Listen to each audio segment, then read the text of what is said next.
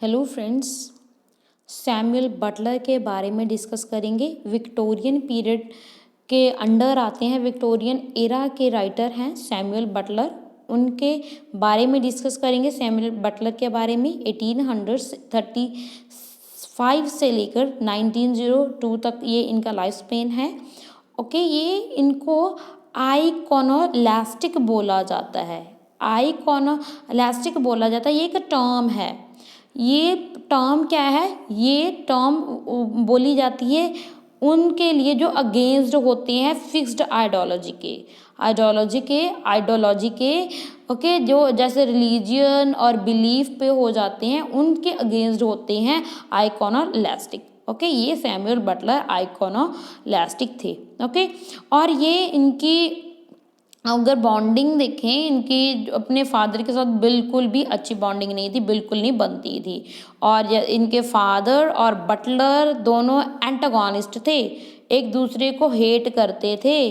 Okay, तो 12 साल की उम्र में ही इनको प्रीस्टहुड इन्हों को अडॉप्ट करना पड़ा।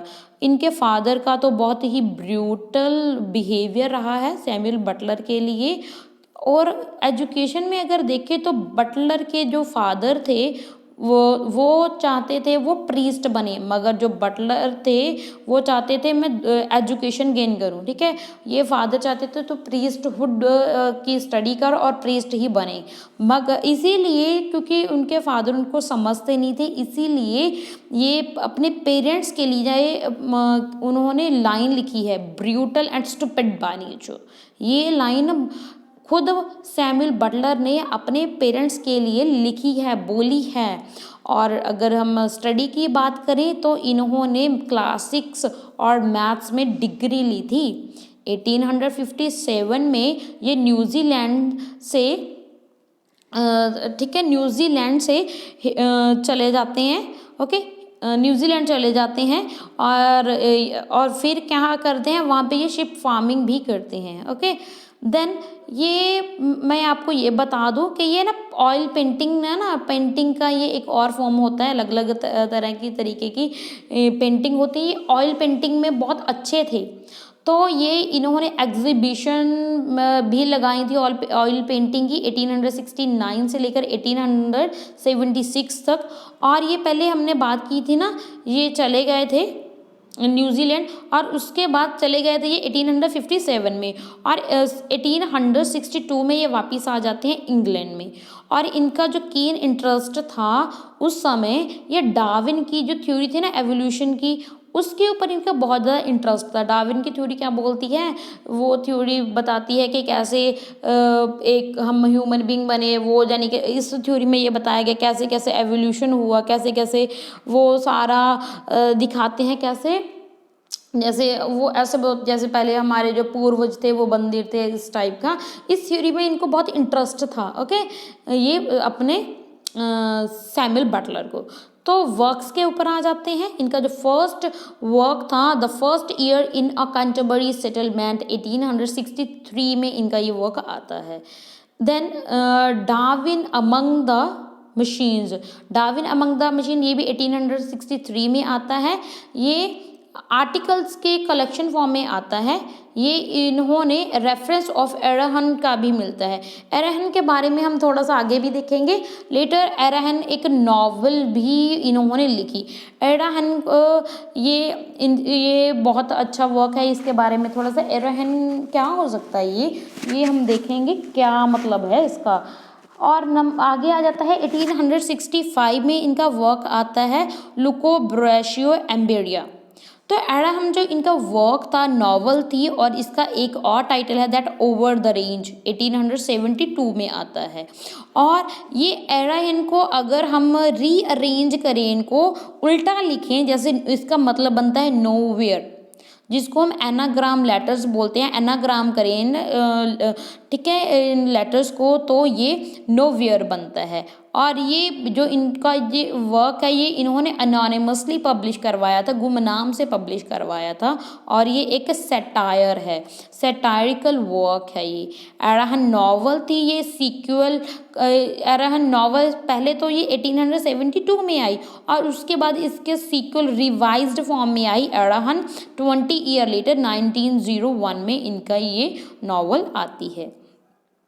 Then life and habit 1878, evolution old and new 1879, unconscious memory 1880, Alps and the centuries of the Piedmont and the Canto Ticino 1881, the luck or a cunning as the main ideas of organic modification 1887, ये एक novel था। Okay then x वोटो according to of the accordance of the Sacramento or New Jerusalem of Averroes and Syria 1888 में आता है। X वोटो को इनका शॉर्ट फॉर्म बोल सकते हैं। Then the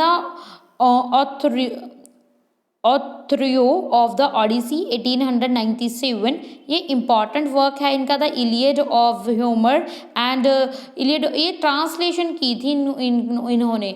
the Iliad of the Homer 1898 में, द ओडिसी ऑफ होमर 1900 में, after 2 year. Okay Shakespeare sonnet reconsidered, ये 1899 में ये इन्होंने वर्क दिया। ओके एराहन रिवाइज्ड 1901 में। ये हमने क्रोनोलॉजिकल ऑर्डर में किए हैं, ये आपको हेल्पफुल होंगे आपको लर्न करने में।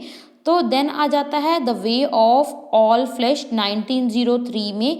ये जो वर्क है ये अटैक करता है विक्टोरियन एरा के ऊपर और ये पोस्टमसली पब्लिश्ड हुआ ये वर्क। इसका जो टाइटल है ये एर्नेस्ट पॉनिफिक्स करके भी मिलेगा। ये सेमी ऑटोबायोग्राफिकल नॉवल माना जाता है और इसमें 4 जनरेशन के बारे में बताया है। देन इनका वर्क है ऐसे on life art and science, ये पोस्टमसली 1904 में पब्लिश होता है। God the known and God the unknown, ये भी पोस्टमसली 1909 में आता है। The note books of Samuel बटल 1912, द फेरी हेवन 1913, ये गॉस्पल के बारे में बताया है। गॉस्पल भी जैसे परियां होती हैं वैसे ही होते हैं। Then a first year in the Canterbury settlement with other early